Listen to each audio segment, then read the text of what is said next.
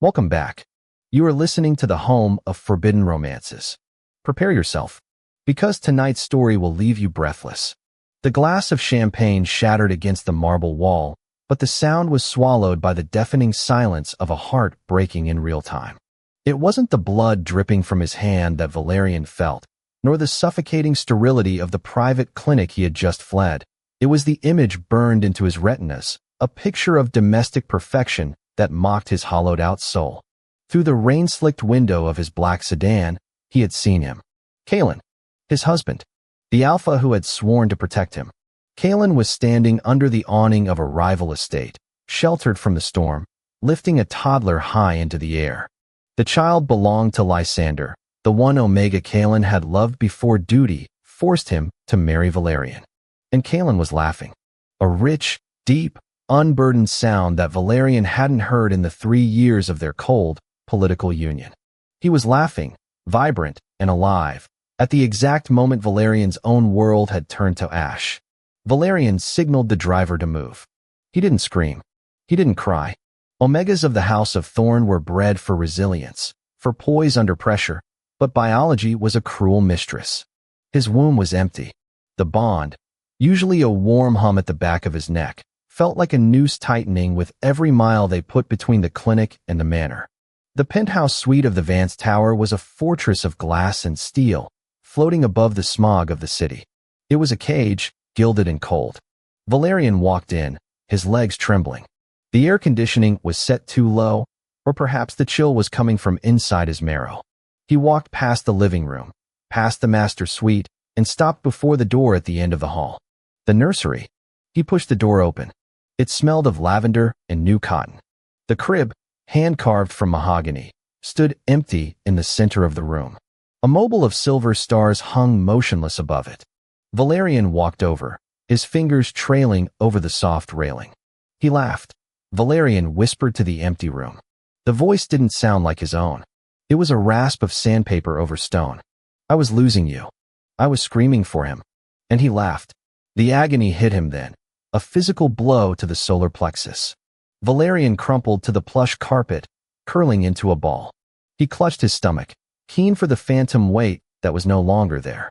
The miscarriage had been sudden, violent, and absolute. The doctors had said it was stress, high blood pressure, a weak constitution. Valerian knew the truth. It was loneliness.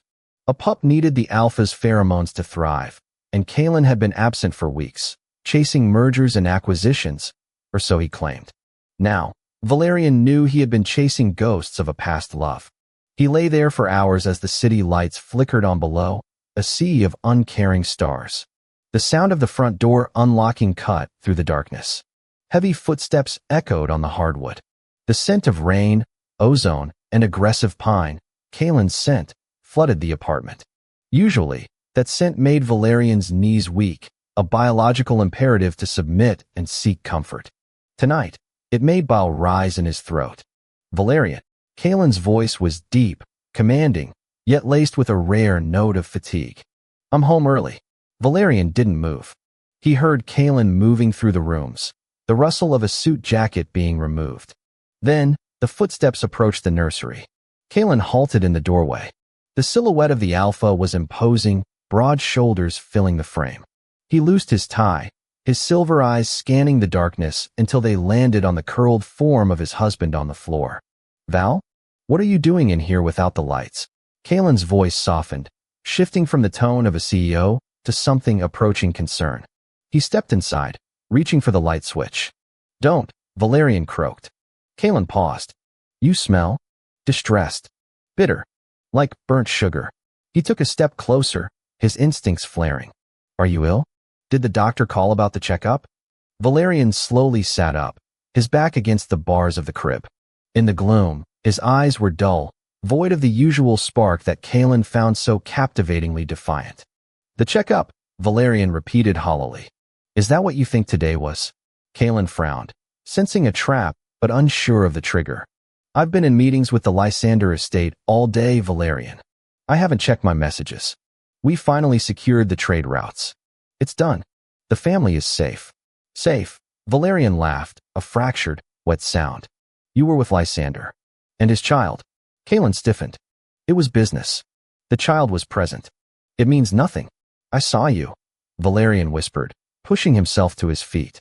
He swayed, lightheaded. I saw you through the window. You held that boy. You looked at him like he was the sun. You laughed.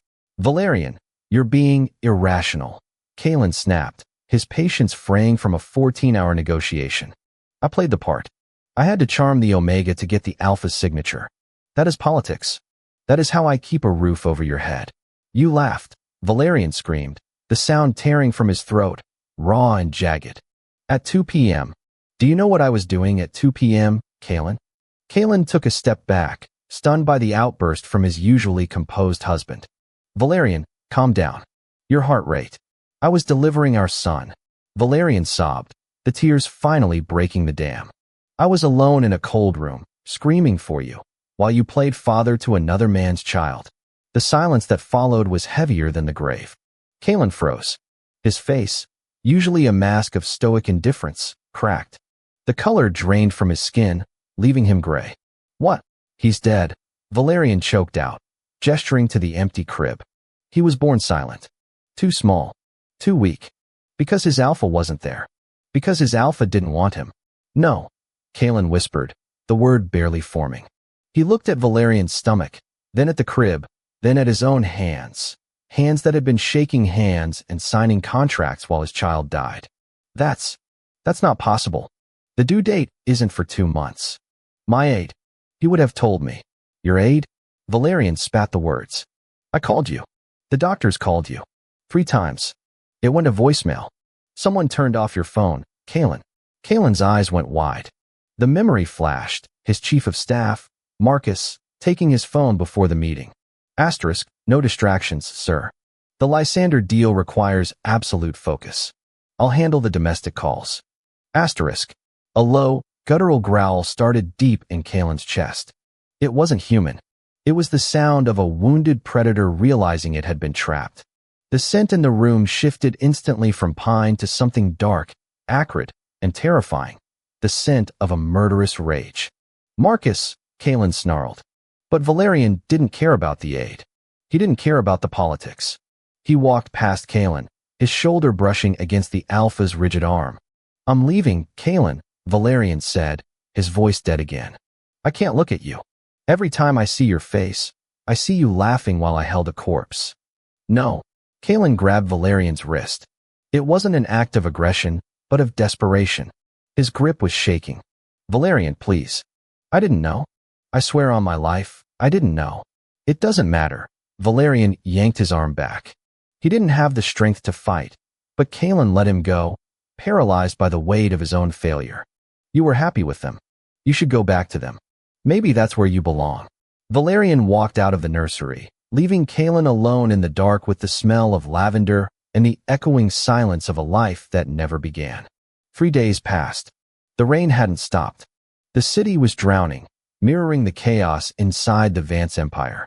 Valerian was staying at a secluded hotel on the outskirts of the city, a place that didn't ask questions. He spent his days staring at the wall, barely eating, ignoring the barrage of flowers and gifts that arrived hourly. Kalen had gone scorched earth. The news reports were vague, but those in the underworld knew the truth. Marcus, the chief of staff, had been found beaten within an inch of his life, stripped of his rank, and exiled from the city. The Lysander deal, the one Kalen had laughed to secure, had been torched. Kalen had publicly severed ties, accepting a massive financial loss to insult the family that had unknowingly been part of his tragedy. But none of that brought the baby back. On the 4th night, a knock came at Valerian's hotel door. It wasn't the tentative knock of room service. It was heavy, rhythmic. Valerian opened it. Kalen stood there. He looked like a ruin of a man. His designer suit was wrinkled, his tie gone, his shirt unbuttoned at the collar. He hadn't shaved in days, dark stubble shadowing his jaw. But it was his eyes that stopped Valerian's breath. They were red-rimmed, haunted, stripped of all arrogance. He was soaking wet. He had stood in the rain, waiting for permission to come up. Valerian, Kalen rasped. Go away, Valerian said, though he didn't close the door. Kalen dropped to his knees. It was a sight that would have brought the city's elite to a standstill. The Duke of Vance, the Iron Alpha, kneeling on the dirty hallway carpet of a budget hotel. He bowed his head, exposing the nape of his neck, the ultimate sign of submission, of surrendering control. "I cannot fix it," Kalen said, his voice breaking.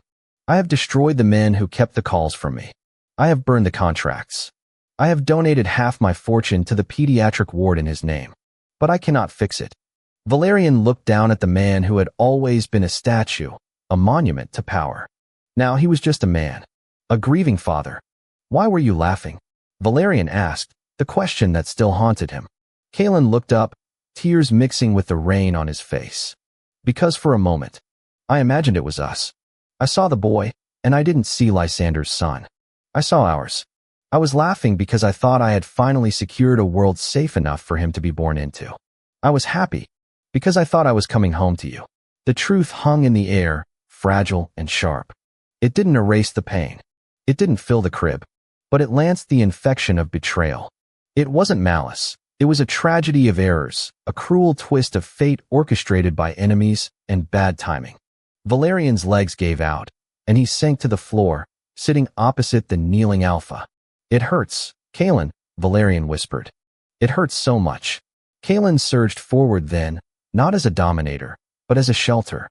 He wrapped his arms around Valerian, pulling him into his chest. He buried his face in Valerian's neck, scenting him desperately, trying to bridge the chasm between them. "I know." Kalen sobbed into his hair. "I know. Let me carry it. Give me the pain. Hate me if you have to, punish me for 1,000 years, but do not do this alone. Please, Val. Let me be your husband." Valerian didn't hug him back immediately. The wound was too deep to stitch in a single night. But he leaned into the warmth. He let the scent of pine, now tinged with the salt of tears and the deep, mournful musk of grief, envelop him. "You have to earn it," Valerian said softly, closing his eyes. "You have to earn me back. Every single day." "I will." Kalen swore against his skin, his grip tightening as if Valerian was the only anchor in a storm-tossed sea. "I will spend the rest of my life making sure you never cry alone again." And that is how the viper tamed the wolf, not with chains, but with the shared weight of a grief that shattered them both to rebuild them as one. If you enjoyed seeing Kalen on his knees begging for forgiveness, destroy that like button. And tell me in the comments, would you forgive a husband who missed the birth of your child, even if he was tricked? I'll be reading your answers. Subscribe for the next chapter. Until then, prompt image.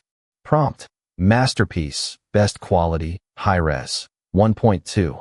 Korean manhwa style, semi-realistic, digital art. 2 men, BL, Yaoi, man 1. Valerian, slim Omega, silver hair, wearing white hospital gown, standing by rainy window, hand on flat stomach, crying. Expression of utter despair, reflection in glass shows a different scene of a man laughing in a garden. Man 2. Kalen. Reflection only, tall Alpha, black hair, laughing, holding a toddler up, sunny garden background in reflection. Contrast between dark rainy room and bright reflection, tragic atmosphere, cinematic lighting, emotional, sharp focus, intricate details.